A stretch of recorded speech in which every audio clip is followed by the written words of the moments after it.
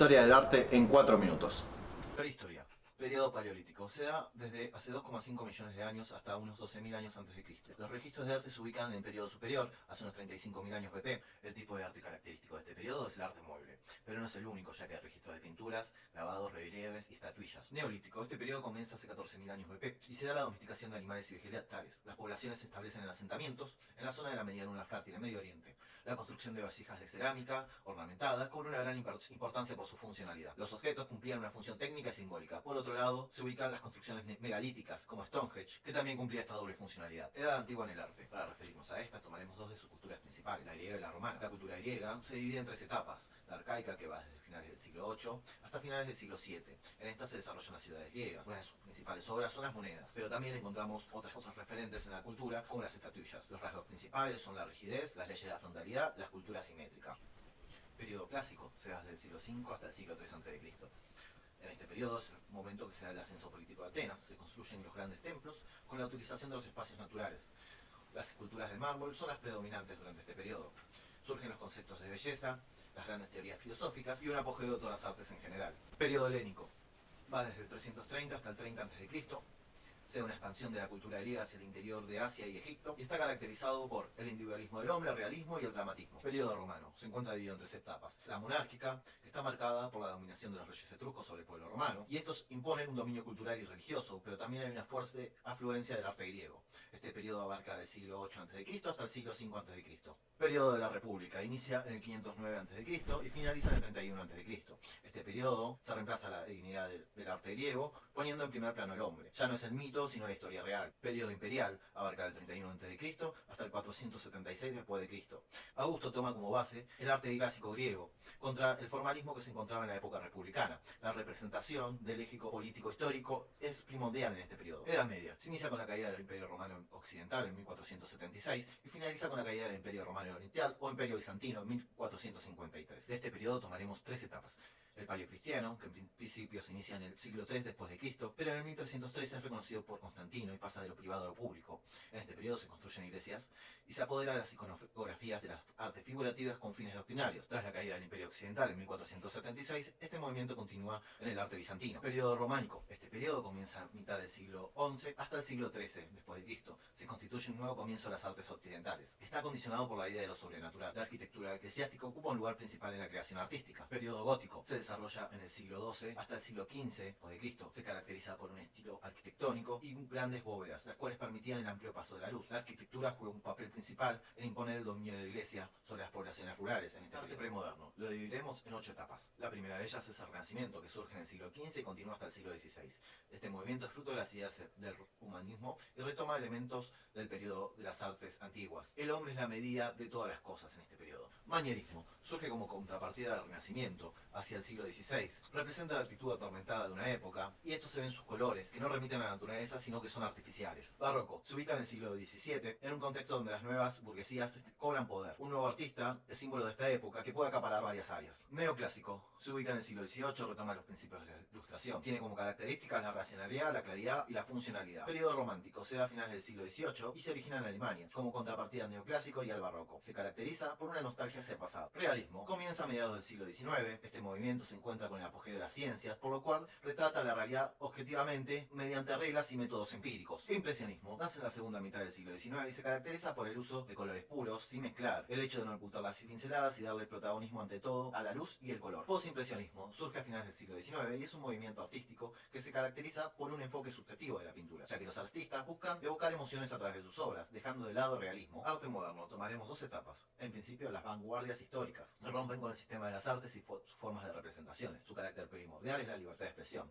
la cual se manifiesta alterando las estructuras de las obras, abordando temas tabú y desordenando los parámetros creativos. Este movimiento se da en las primeras décadas del siglo XX. Neo-vanguardias. A partir de la Segunda Guerra Mundial comienza este movimiento. Junto a esto existe un cambio en el centro de las artes occidentales, de Europa a Nueva York. Este movimiento está caracterizado por una fuerte tendencia hacia la experimentación formal con el lenguaje, arte poshistórico. Se lo puede dividir en tres etapas. La primera a partir de los años 60, en el cual no se puede identificar una narrativa, es decir, que en este arte contemporáneo nos empezamos a encontrar con muchos estilos que conviven al mismo tiempo. Esto se establece como una norma.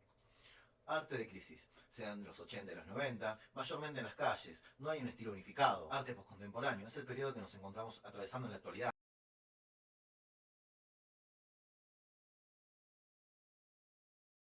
Según Jules, la arquitectura consiste en significados más que en funciones prácticas. Estos significados son existenciales y están fundados en las necesidades de lo cotidiano. Por su parte, los sistemas simbólicos constituyen el orden común de lo que llamamos cultura. Con la percepción del símbolo, el hombre cumple un acto de identificación que constituye a dar valor a su existencia, poniendo en relación con un complejo de dimensiones naturales y humanas. Cada significado, en este sentido, como parte de un orden de espacio temporal comprensivo. Cada acción se desarrolla en una estructura espacial más o menos definida y que tiene necesidades de ella para producirse. En los tiempos griegos, las estructuras ortogonales pueden interpretarse como la simbolización de la inteligencia organizativa humana en relación con las experiencias de las superficies horizontales de la Tierra y la fuerza de gravedad.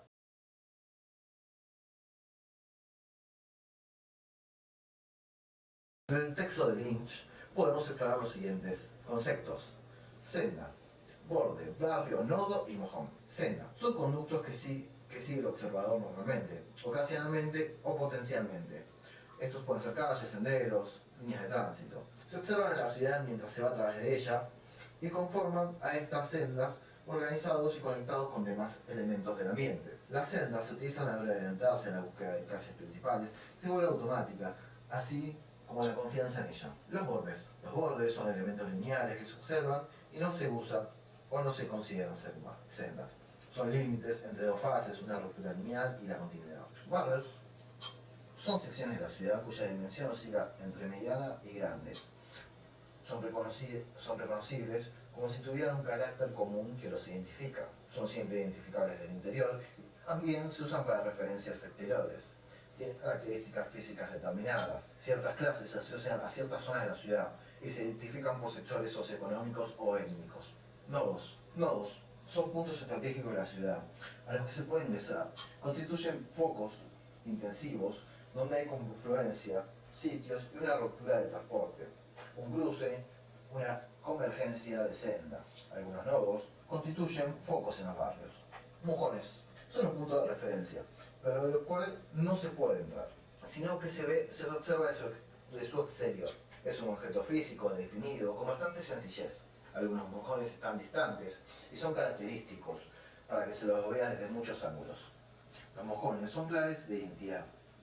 Inclusive sus estructuras son usadas con confianza porque resultan familiares. La singularidad es uno de sus aspectos más importantes y se puede reconocer en cualquier contexto.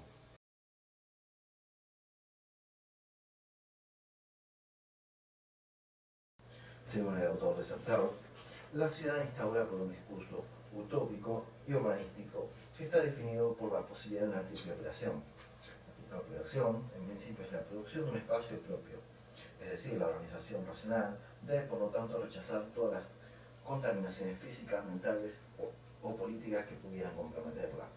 A su vez, la sustitución de las resistencias inaccesibles y las pertenencias de las tradiciones con un no tiempo o un sistema sincrónico genera un lapsus de la visibilidad y reintroduce en todas partes la opacidad de las historias. Por último, la creación de un sujeto universal, un sujeto anónimo, que es la ciudad misma, es la posibilidad de atribuirse poco a poco todas las funciones y predicamentos.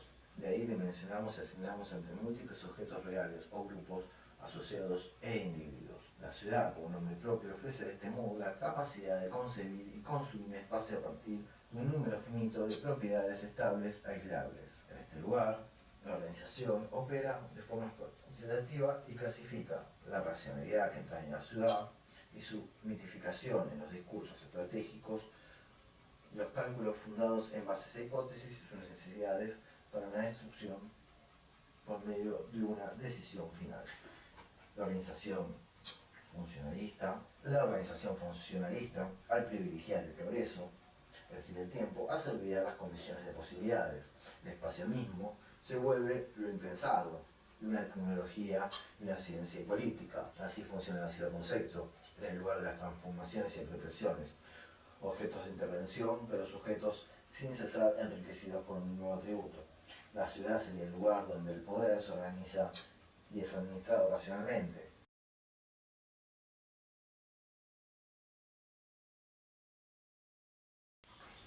Auge al hablar del concepto de no lugar. Los identifica como espacios que les son ajenos en lo cotidiano a los que transitan en ellos. Es decir, para estar en estos lugares deben identificarse. Estos no lugares son opuestos a los lugares donde ellos constituyen su identidad y no necesitan estar probándola como los no lugares. Es decir, no necesitan una identificación que les permita estar en ese no lugar. Estos no lugares le quitan su identidad y la cambian y sustituyen su rol. Así, un usuario pasa a ser un pasajero o un cliente de ese no lugar.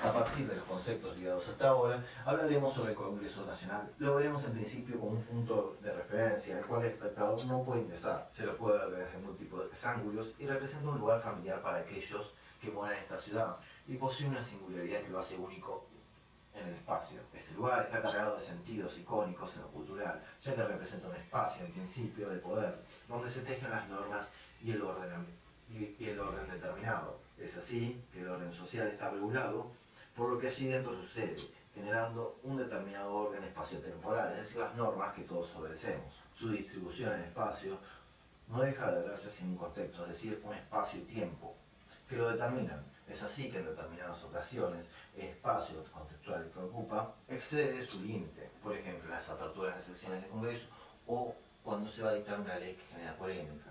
Los espacios circundantes son tomados como anexos de este, por ejemplo, la Plaza de los Dos Congresos. La fachada del edificio se encuentra blindada de signos, devenidos en símbolos, lo cual se impone una forma de demostrar poder. Este poder es el que interpela a los ciudadanos de la nación, los cuales se sienten representados por sus legisladores. Cada planta de este lugar cumple determinadas funciones, no son accesibles para los usuarios, al principio, y en algunas albergan funcionarios, en otras son los recintos de sesiones, en otras hay salas de prensa. Para explicar como emblema de la ciudad, el Congreso, podríamos apelar al libro de Juan Bautista Alberti, Las Bases.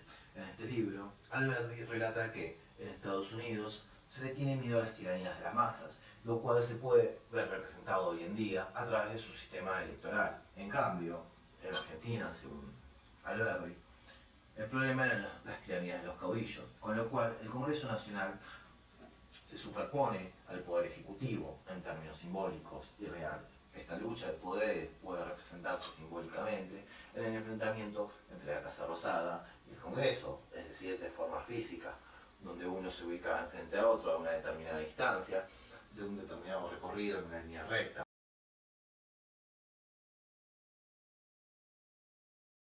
En la obra Las Brujas se realiza en principio una representación gráfica de la teoría del caos, donde existe una variabilidad de factores interconectados por una serie de hilos finos. Es decir, esta obra del artista que se da en un espacio de 3 dimensiones, donde cualquier hilo puede repercutir en lo de a sus lados y la estructura que los circunda. Estos hilos que toman el espacio en su totalidad, donde todo parece un caos, existe un orden interconectado, siempre que mantiene un equilibrio dentro de un espacio y tiempo determinado. En este espacio y tiempo donde se desarrolla esta red, no hay parte de esta que no pueda tocarse sin estar interaccionando directamente con otras en un orden lógico que parece caótico.